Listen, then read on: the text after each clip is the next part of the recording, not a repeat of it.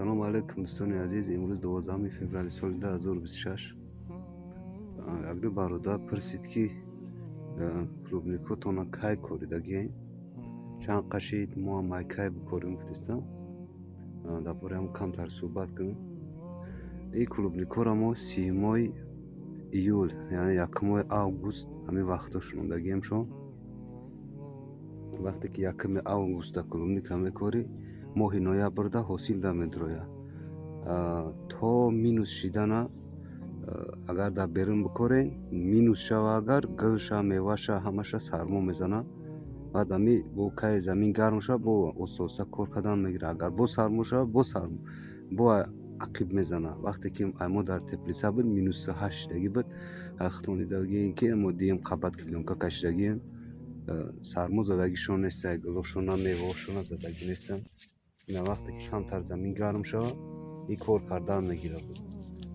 در برابری اگر بو گرم خانه را هوا نتی چی نکنیش گلوشون خیلی سوختن نمیقپنه خیلی کمتر ورود میشوه میوهش خیلی بزیب میشوه میوهش حسابی که باید هواش بتی.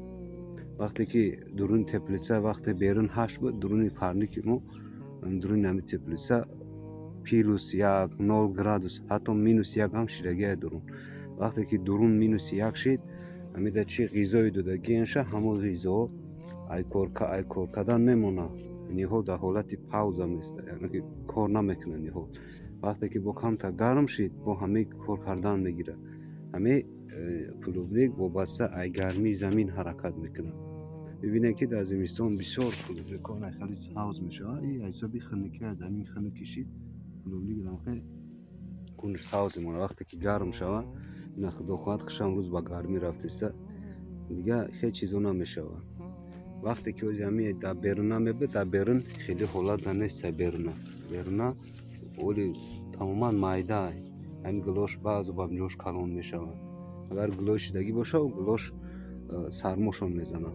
برای همون وقتی که کردنشین اگر وزموجش نباشه تپلیسه اقلا 36 قطعی هم خیلی مخمش کنی اینه پلوس 2 تا گراولکنو میکشین بولوشتا یا میقپه بولو یا با کلیونکا میکشین 2 تا گراولکنو میکشین بعد 1 کلیونکا میکشین خدا خواهد خیلی پیشگیریش میکنه. عقیب زدنش عقیب زدن کمتر میقپشه.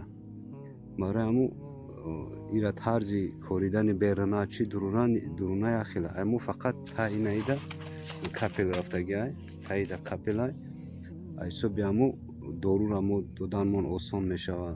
نگون غیزاش میتیم اون ارگانیکا یا که میکرولیمنت و ماکرولیمنت میتیمش با واسطه کپل کتی آسان های تشویش نمیکشی.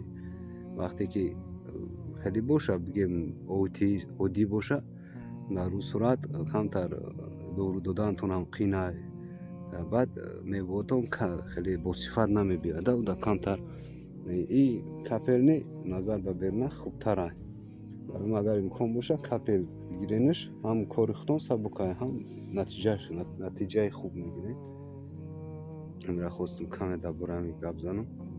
اینا میارم همشون август شوندگی اگر همیوزی در بیرون باشه خیلی حالت نمیشه. بیرون فقط ماه اپریل در سر میکنه حاصل دادن. وقتی که درونی باشه درونی نه میخی میروه اینا میبوشون یعنی بعضانش موش کدگی دوروش زدگی یا خوردن موندگی یا 3 نمو دوروش پیدگی بعد اوزی موشو دیگه غم ندادیست. بعد همی چی دیگه شه نگفتن همونو همی وقتی که کوریدن حتما یا اگراولکنوی مخصوص است در تویستان اگراولکنو بکشیم ممکنه. در زمستان یک چند برادر کردگی اگراولکنو کشیدگی وقتی که клубник در همی اگراولکنو میرسه میپوسه برای نمیره میقپه اگراولکنو. برای همون کلیونکا کردگی انا کلیونکا بود در گرمی کمتر بزیبه گرمی کمتر میتاسپونه. این حالی فستیوال نیو همون فلوریدا فورتونا دا کمتر ضرر میرسونه تیز دا میمبره. این клубник نمیره بعد میبینه. این فایدهش در چیه؟ فایدهش همیه که клубник در جا میرسه نمیپوسه. وقتی که در زمین برسه در زمین میپوسه. клубник ки пусид худо медонем ки зарара. Барои ҳамун клёнкаи сиёҳ сафед тавсия наметавом, сиёҳ хуб аст. Сиёҳ ҳам алаф намебарояд, ҳам хубиша меяд ки клубникотон намепуса, клубникотон соус чӣ мешавад. инҷа дар нав ма як чизи дигара аҳамият додум. Инҷа ду қабат клёнкаю баъд агроволокно кашидагием. Инами тарафошда бибинем ки гулошам сӯзад. Гулошам сармо задагӣ не, гулошам сӯзад. Не ки анаи барда мондагӣ я дар болош агроволокно омадагӣ неста, клубникша сармо задагӣ. Яъне ки нишонаи чи аст? Уро нишон медиҳад ки дуюм қабат плюс агроволокно кашидан дар кор. Баъд шуморо 100% нигоҳ медорад. Гулша, меваша, ҳамаша. Вақте бе агроволокно ду қабат ки бикашем, гулша сармо задан мумкин аст. Ина мо таҷрибаша дидем ки кардан дуюм қабат ки кардем, ҳатман агроволокноам бикашем, 100% нигоҳ медорад. Чизотона ҳами клубникотона нигоҳ медорад, сармош на гулша мезанад, на меваша мезанад. Алон нигоҳбонтон бошад, ягон маълумот чи ягон савол бошад, нависен, чикрен. Худо хоҳад ба қадри имкон ҷавобтон медиҳам.